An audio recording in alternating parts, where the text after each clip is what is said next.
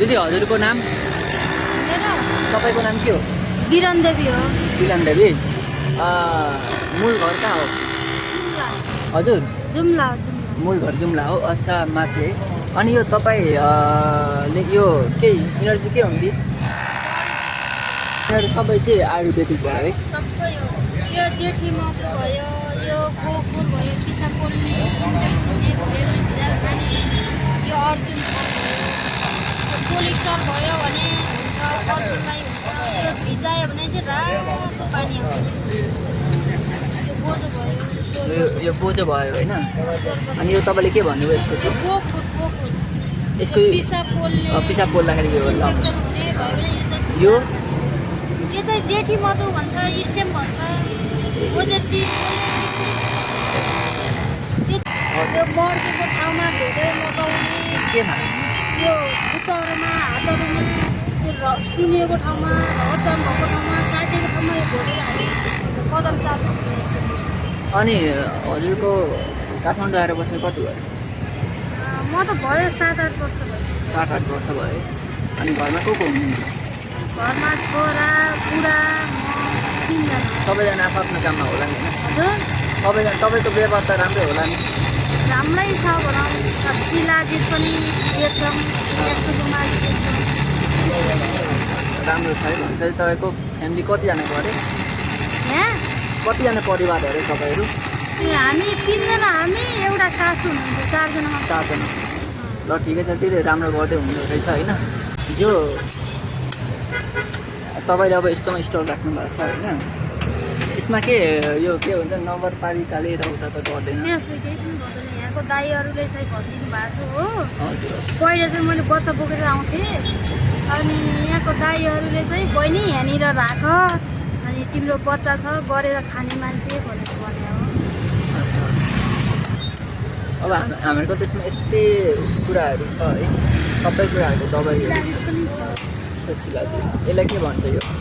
यो लेखपाङ्ग्रा भन्छ। यो यसको नाम के पो?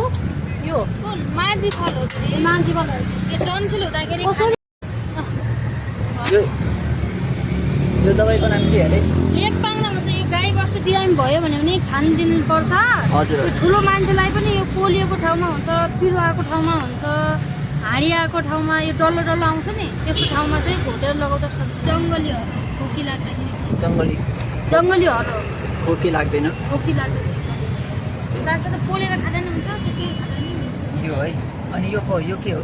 त्यो पाखन जस्तै महिलाहरूको धेरै बुलोट बग्यो भने होइन, के भयो भने अरे? जस्तै महिलाहरूको धेरै बुलोट बग्यो भनेपछि यसले रोकथाम गर्छ। यो लडेर हाम्रो जिउहरू खतर्केको छ भने ठिक हुन्छ।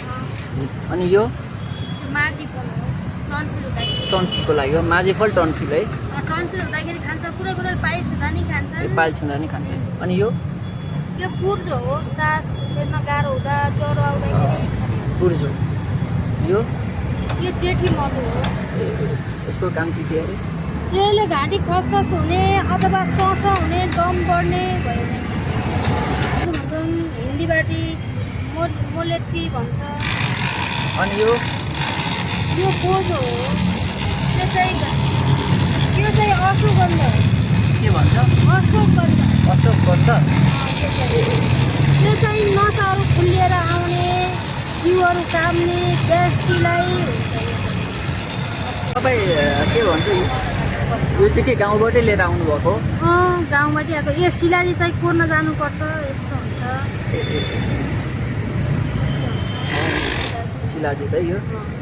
शिलाजित। यो चाहिँ लोग्ने मान्छे गएर कोर्छन् कि हामीले चाहिँ सक्दैनौँ। जस्तै 20 दिन 25 दिन लगाएर कोरेर ढुङ्गा माटोबाट छान्नुपर्छ, त्यसपछि त्यहाँ गर्छ। सुन्दैन हो। यो चाहिँ ग्यास्ट्रिक भयो भने, खाना नरुच्ने भयो भने होइन, एकदम पेट कराउने। यो भुत्केस हो, जुन्तरमा बुटीमा हाल्ने हो कि। यो भुत्केस यो त बुटीहरू बनाइदिएको हुन्छ, त्यसमा हाल्ने हो।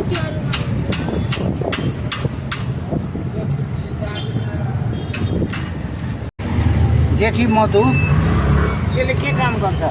यसले खोकी लागेको गर्छ, श्वास भएको, खसखस भएको सबैलाई हुन्छ। के अरे दिदी? लालगेडी। लालगेडी।